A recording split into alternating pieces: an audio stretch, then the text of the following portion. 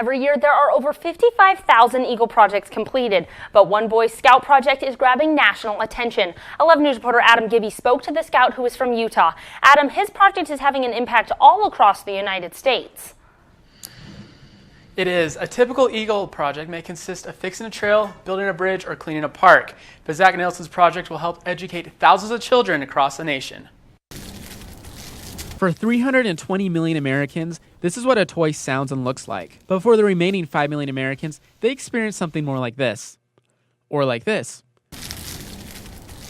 That is because about 1.4% of the American population is fully blind or deaf. Teaching a young child without sight or hearing can be extremely difficult, but that is something that Zach Nilsson is trying to change. For Nilsson's Eagle Scout project, he decided to create learning centers, called Little Rooms, for deaf and blind babies. These rooms teach them to focus on the sense of touch.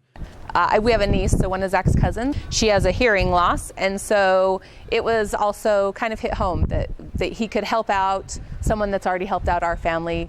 He contacted the School of Deaf and Blind in Salt Lake City about donating these centers, and they agreed in hopes of receiving 1 to 5 of them. Nilsson went to his community for help and received a lot of support.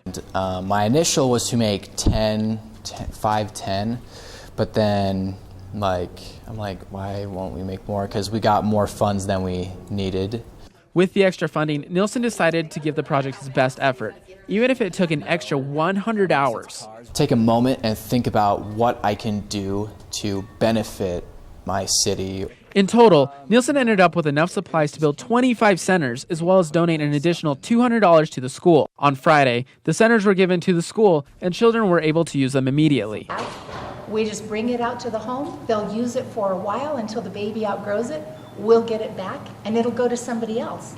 So over the years, these gifts that Zach has so generously made for us will affect hundreds of families, hundreds of babies. If you have children or know someone who has children who are blind or deaf, you can contact the Utah Schools for Deaf or Blind by visiting usdb.org. The school also offers programs to children from birth until age 22. Back to you. Thanks, Adam.